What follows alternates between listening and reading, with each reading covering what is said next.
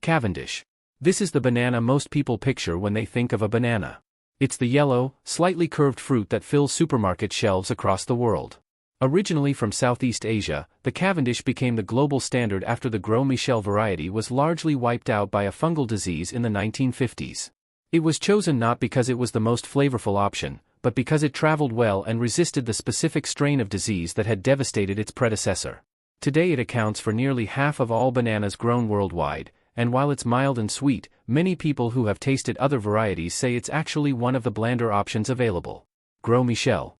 Before the Cavendish took over, this was the banana that dominated the global market for decades. Grown widely across Central America, it was larger, creamier, and by most accounts had a much richer flavor than what we eat today. Some say the artificial banana flavor used in candies and sweets is actually modeled after the Gros Michel, not the Cavendish, which is why banana-flavored things often taste nothing like the bananas we buy now. The Gros Michel was nearly eliminated by Panama disease, a soil fungus that spread through plantations in the early 20th century.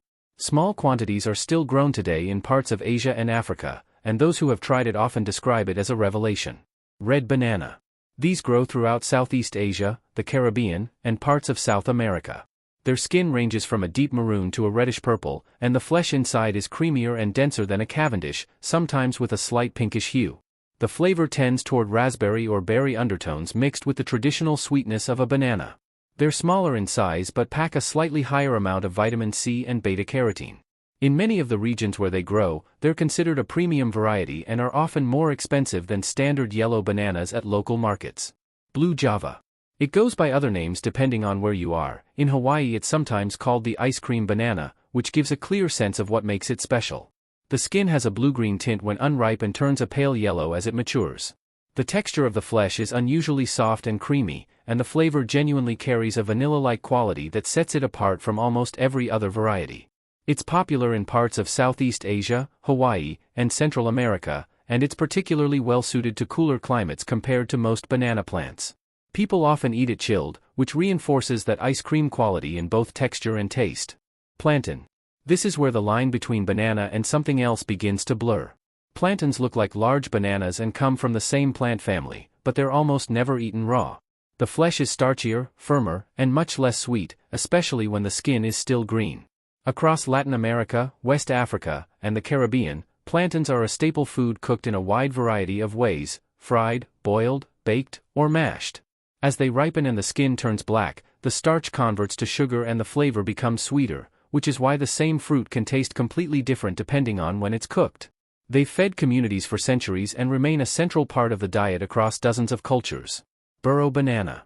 Shorter and more blocky than a Cavendish, with a slightly squared-off shape, the Burro banana is grown mainly in Mexico and parts of Central America. The flesh is tangier than most varieties, with a lemony edge that appears especially when the fruit is still slightly underripe. As it softens and ripens fully, that tartness mellows and blends into a creamy sweetness. It's commonly eaten fresh but also holds up well in cooking. In Mexican markets it appears regularly alongside other local varieties and is appreciated for that distinct flavor contrast that makes it stand out from the sweeter, milder options. Manzano banana. Also called the apple banana in some regions, this variety is short, chubby, and turns completely black when fully ripe, at which point it's actually at its best. The name comes from the flavor, which carries a faint apple or strawberry quality underneath the sweetness. It's grown across Latin America, parts of Africa, and Southeast Asia. People who aren't familiar with it sometimes mistake the blackened skin for spoilage and throw it away before tasting it, which is a common misunderstanding with this variety. Once you know to wait for that dark skin, the flavor is soft, aromatic, and noticeably more complex than a standard supermarket banana. Lady finger banana. These are long and slender with a thin skin and a honey-sweet flavor that's more intense than the Cavendish despite their smaller size. They're grown widely in Australia, parts of Asia, and the Pacific Islands. The texture is firm yet smooth, and they tend to have fewer seeds than many other varieties. They're a popular choice for eating fresh because the sweetness is clean and direct without being overpowering. In Australia particularly, they have a loyal following and are often considered a preferred everyday banana by those who have access to them regularly. Pisang Raja. Widely grown and deeply beloved in Indonesia, this banana has a rich orange-yellow flesh and a flavor that blends sweetness with a soft, custard-like quality. The name translates roughly to king banana, which reflects how highly it's regarded in the region. It's commonly used in traditional Indonesian desserts and street food, often grilled or cooked in coconut milk. The skin turns a deep yellow with brown spots when ripe, and at that stage the flesh is exceptionally soft and aromatic. Outside of Southeast Asia it's relatively uncommon, which means most people outside the region never encounter it, even though it's considered one of the finest eating bananas in the world. Goldfinger banana. This one was developed through scientific breeding in Honduras during the 1980s as part of an effort to create a variety that could resist the fungal diseases threatening global banana production.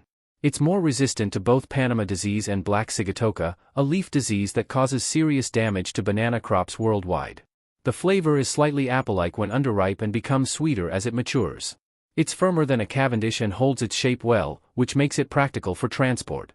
Though it hasn't replaced the Cavendish commercially, it represents an important step in the ongoing effort to secure the future of banana farming against the same kind of collapse that ended the Gros Michel era.